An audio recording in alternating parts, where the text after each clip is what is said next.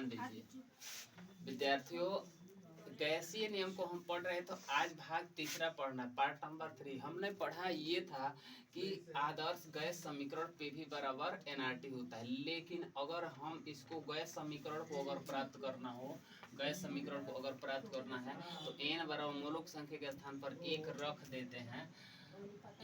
देते हैं, तो हमारा जो प्राप्त होता है पीवी बराबर आरटी गैसीय समीकरण कहलाता है। लेकिन गैसीय समीकरण की परिभाषा कैसे देंगे, तो बायल नियम और चार्ल्स नियम दोनों को देखिए यहाँ पर हमने क्या किया है, मिलाया है, तो मिलने के उपरांत आर गैस नियतांक लग गया है और फिर से पीवी बराबर आरटी यहाँ पर हो गया है। इसको यहाँ पर हमने पहुँचा दिया है, आरटी हो गया है। दोस्तों हमने अपने जो वीडियो में है 5 ही मिनट में आपको 40 मिनट की पढ़ाई दे रहा हूँ। यदि आप समझेंगे और बढ़िया से मेहनत करेंगे तो बहुत ही ज़्यादा इससे लाभ हो, आपका समय भी बचेगा।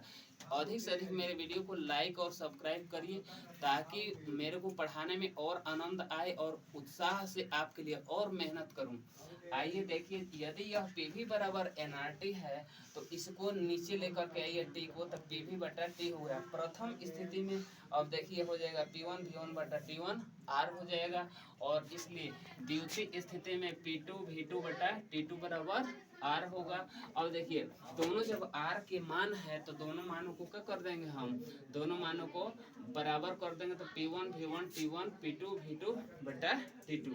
ये है प्रथम दाब, यह जो है प्रथम आयतन, ये प्रथम ताप है लेकिन परम ताप है। इसी तरह से द्वितीय दाब, द्वितीय आयतन और द्वितीय परम ताप। अब आइए देखते हैं, अगर रही बात की ये गैस समीकरण बायल के नियम से बना हुआ है, तो बायल का नियम कहता है कि स्थिर ताप पर, यानी कि तापवा को क्या कर दीजिए, स्थिर रखिए, ऊपर से क्या करिए, दबाव डालिए किसी प्रेशर के द्वारा, तो अब इसका आयतन क्या होगा, घटेगा। यानी कि कहने का मतलब कि ये आयतन दाब के व्युत्क्रम में, जब दाब बढ़ाएंगे तो आयतन घटेगा, लेकिन यह तभी लागू होगा जब ताप नीचे से स्थिर रहेगा। अगर इधर से गैस से ताप इसको दे देंगे तो मारेगा कि उड़ जाएगा ये, यानी कि नियम फेल हो जाएगा। ये पहला नियम क्या हो जाएगा, फेल हो जाएगा।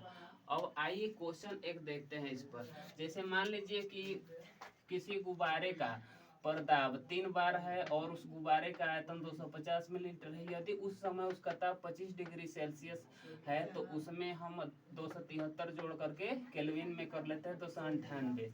यदि उस गुब्बारे का परदाब 5 बार हो जाए और आयतन 500 मिलीलीटर का करने के लिए बताइए कि ताप में कितना वृद्धि करना होगा।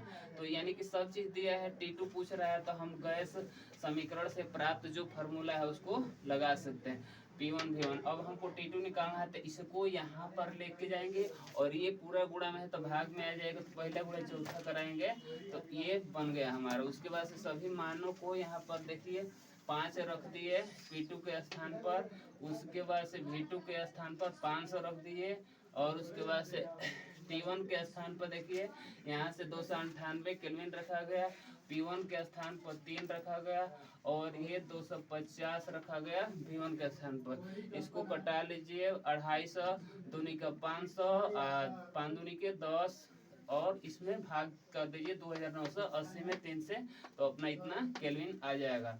उसके बाद से अगला जो है हमारा है टॉपिक की गैसीय पदार्थ का घनत्व एवं मोलर द्रव्यमान। तो हम सबसे पहले लिखेंगे कि माना कि घनत्व D तथा मोलर द्रव्यमान M है।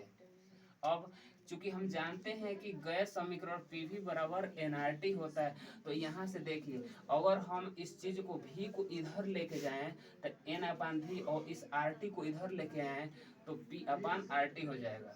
अब देखिए N बराबर क्या होता है, मोलों की संख्या वह दिया गया द्रव्यमान बटा अणु भार, ये भी है, इसके बटा में कुछ नहीं तो 1 मान लीजिए। अब क्या करिए, पहला गुणे चौथा कराइए, तो M गुणे 1 और ये गुणे ये, तो पहला गुणे चौथा, तो देखिए हमने यहाँ पर पहला गुणे चौथा करा दिया। उसके बाद से द्वितीय गुणे तृतीय, देखिए द्वितीय गुणे तृतीय करें, 1 का कोई महत्व नहीं होता इसलिए मिटा दीजिए, और इसको इसी तरह से क्या कर दिए, P बटा RT को उतार दिए।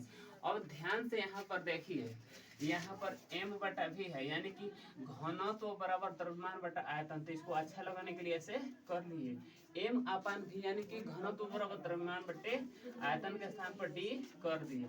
इसको अच्छा लगाने के लिए यहाँ पर क्या कर दिए, d अपान m लिख दिए। यह जो है हमारा संबंध है गैसीय पदार्थ के घनत्व और m में संबंध। जैसा हमको जरूरत होगा उसके हिसाब से हम क्या करते हैं, चेंजिंग करते रहते। तब तक कि आज के लिए इतना ही काफी है, अगले दिन फिर मिलते हैं।